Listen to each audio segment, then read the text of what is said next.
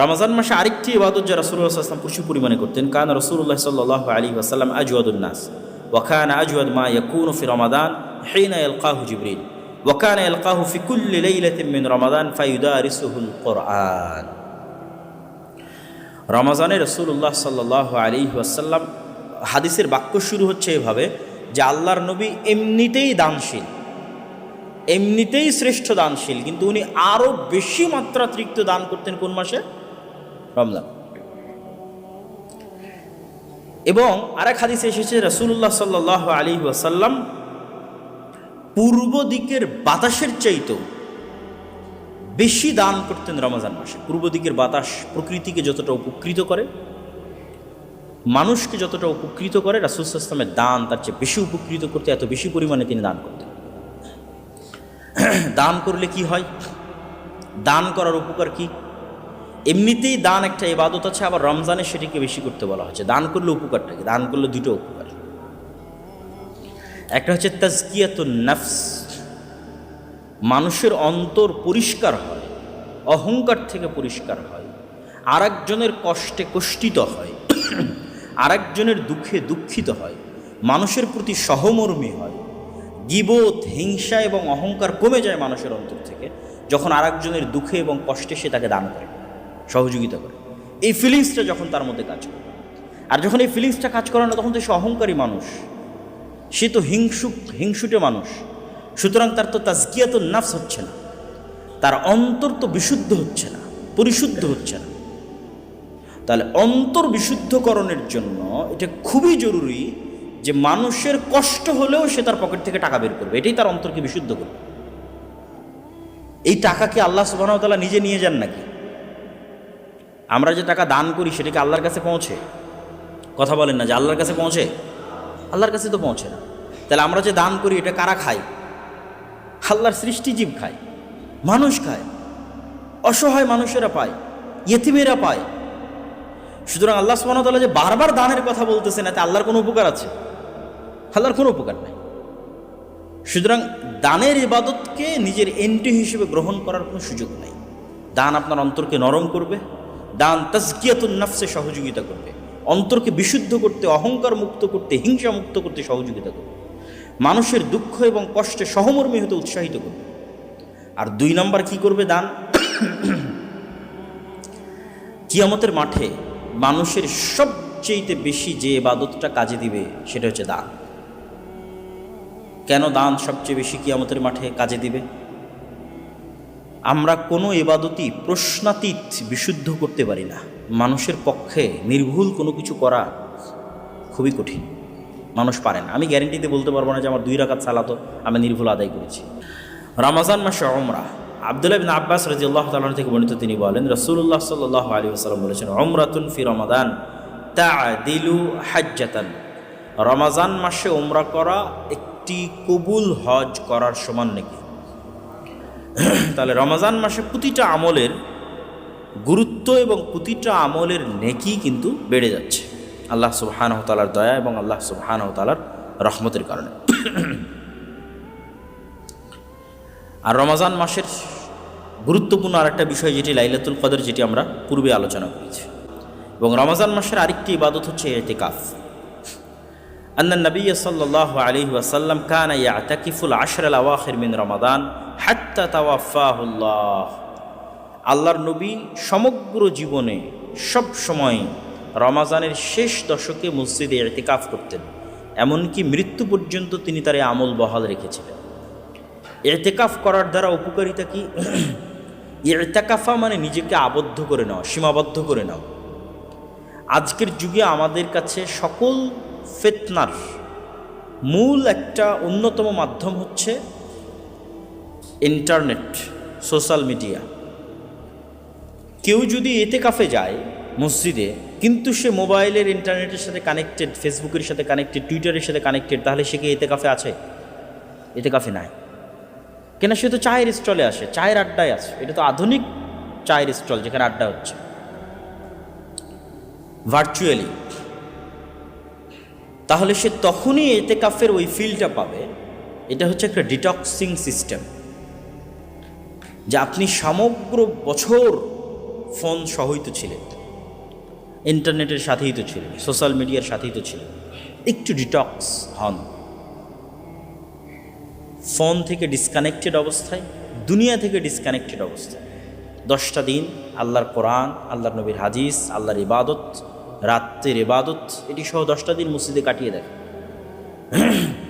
তাহলে আপনি বাস্তব জগতে ফিরে আসবেন, প্রকৃত ফিলিংস পাবেন, জীবনের ফিলিংস এবং আল্লাহ সুবহানাহু ওয়া তাআলার ইবাদতের ফিলিংস।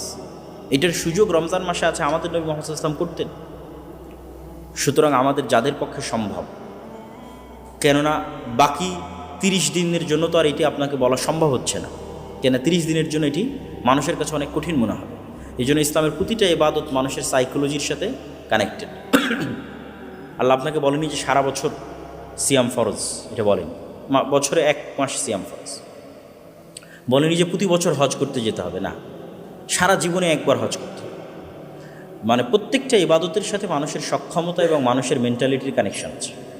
তো 10 দিন যদি আপনি সিদ্ধান্ত নেন যে 10 দিন আপনি মোবাইলবিহীন থাকবেন, ইন্টারনেটবিহীন থাকবেন, এটা কঠিন নয়। আপনিও আপনার সাইকোলজিকে বুঝাতে পারবেন, ঠিক আছে 10 দিন পর তো আবার ফেরত পাবো, অতএব যাই মসজিদে আমি ইতিকাফ করি। কিন্তু ওইটার যে উপকারিতা সেটা আপনি না করা পর্যন্ত বুঝতে পারবেন না। আমাদের নবী মুহাম্মদ সাল্লাল্লাহু আলাইহি ওয়াসাল্লাম করতেন মুকাফফিরাতুন লিমা বাইনাহুন্না ইযা ইজতানাবাল কাবায়ের।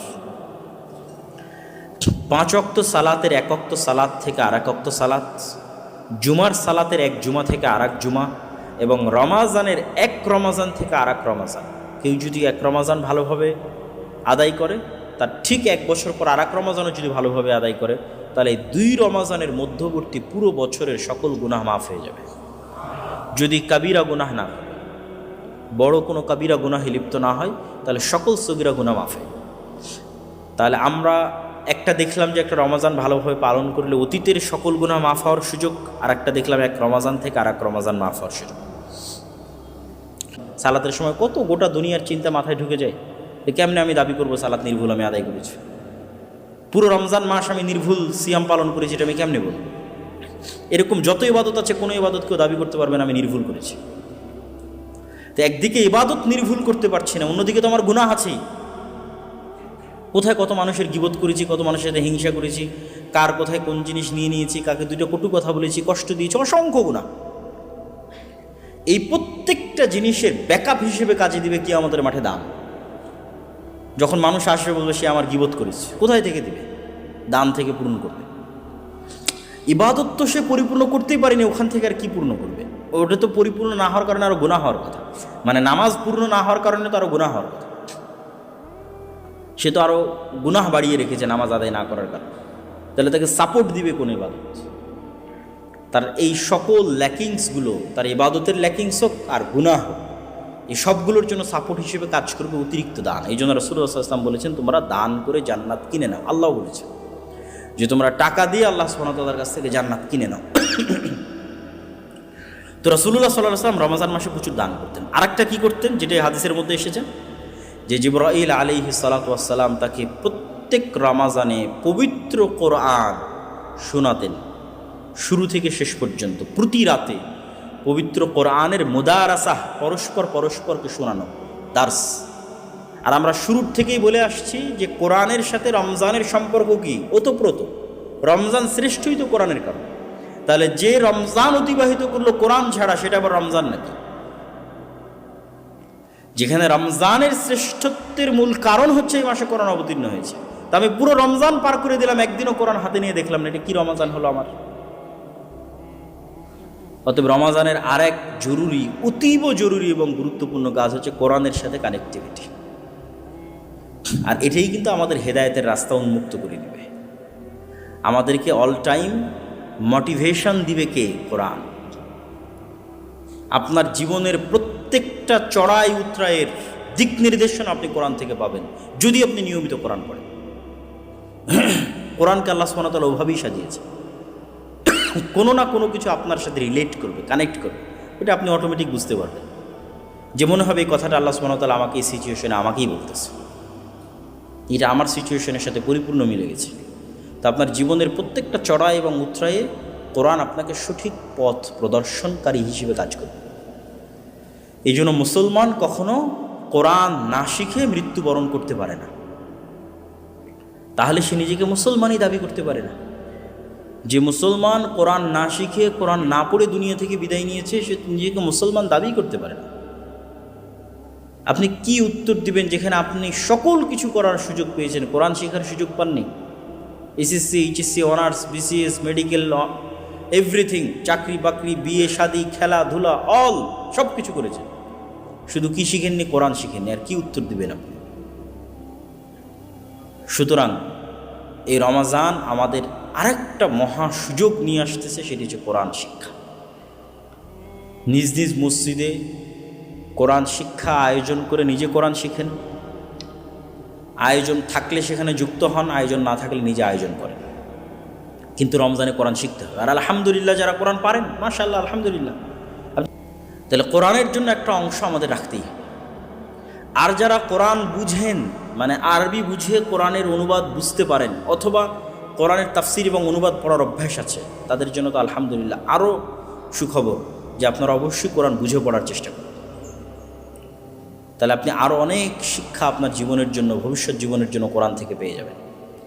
এটি আল্লাহ সুবহানাহু ওয়া তাআলার বাণী। এই কিতাবের গুরুত্ব কত জানেন? রাসূলুল্লাহ সাল্লাল্লাহু আলাইহি ওয়াসাল্লাম বলছেন, ইন্নাল্লাহা ইয়াদউ বিহাদাল কিতাবি আকওয়ামান। আল্লাহ সুবহানাহু ওয়া তাআলা এই কিতাবের মাধ্যমে আমার উম্মতের একদল অংশকে উন্নতির সর্বোচ্চ শিখরে পৌঁছে দিয়েছেন, আর আমার উম্মতের একদল অংশকে সর্বনিম্ন স্তরে নামিয়ে দিয়েছেন। অনেক ভয়ঙ্কর কথা যে কোরআনের কারণে আবু বকর, ওমর, উসমান, আলী, খালিদ বিন ওয়ালিদ, আমর ইবনুল আস, তারা সমগ্র পৃথিবী, রোমান এম্পায়ার এবং পারস্য এম্পায়ার তাদের পায়ের নিচে মিশে গেছে। আর আজকে ওই কোরআনের কারণেই আমরা মাজলুম, আমরা অপমানিত, আমরা লাঞ্ছিত। পার্থক্য কি? কোরআনের কারণে কেন? তারা কোরআনকে মূল্যায়ন করেছিল এই কারণে, আর আমরা কোরআনকে অবমূল্যায়ন করেছি এই কারণে। এটি রাসূলুল্লাহ সাল্লাল্লাহু আলাইহি ওয়াসাল্লাম বলেছেন যে আমাদের পৃথিবীতে আমাদের ভাগ্যের চাকা নির্ভর করবে কোরআনের মূল্য আমাদের কাছে কেমন তার উপর। কোরআনের মূল্য আমার ব্যক্তি জীবনে কেমন, কোরআনের মূল্য আমার পরিবারে কেমন, কোরআনের মূল্য আমার সমাজে কেমন, কোরআনের মূল্য আমার রাষ্ট্রে কেমন, এটার উপর নির্ভর করবে মুসলিম জাতির সামগ্রিক ভাগ্য, সামগ্রিক ভাগ্যের চাকা। কোরআনের মূল্য যেমন, মুসলিম জাতির ভাগ্য তেমন। কোরআনের মূল্য কেমন মুসলমানদের কাছে? মায়ানমারের রোহিঙ্গাদের মূল্য কেমন দেখেন, ইসরায়েলের কাছে ফিলিস্তিনিদের মূল্য কেমন দেখেন, ইন্ডিয়ানদের কাছে বাংলাদেশিদের মূল্য কেমন দেখেন। ঠিক ওই পরিমাণ মূল্য কোরআনের মুসলমানদের কাছে। ওইভাবে ভাগ্যের চাকা ঘুরতেছে। আর ওমর ইবনুল খাত্তাবের মূল্য পারস্য রোমান এম্পায়ারের কাছে কেমন ছিল কল্পনা করেন তো। ওমর ইবনুল খাত্তাবের কাছে কোরআনের মূল্য এরকম ছিল। তো ওমর ইবনুল খাত্তাব এবং তার সঙ্গী সাথী সাহাবায়ে কেরাম কোরআনকে যেমন মূল্য দিয়েছে, পৃথিবীতে তাদের তেমন দাপট প্রতিষ্ঠিত হয়েছে। আর আমরা কোরআনকে যেমন মূল্য দিয়েছি, পৃথিবীতে আমরা সেই অবস্থায় আছি জাতিগতভাবে। এটি রাসূলুল্লাহ সাল্লাল্লাহু আলাইহি ওয়াসাল্লামের হাদিসের আমি আপনাদের সামনে অনুবাদ করতেছি। সুতরাং মুসলমানদের মুক্তির আর কোনো রাস্তা নাই কোরআনের জ্ঞান অর্জন করা ছাড়া, কোরআন বুঝা ছাড়া, কোরআন মানুষকে শেখানো ছাড়া, কোরআন অনুযায়ী আমল করা ছাড়া।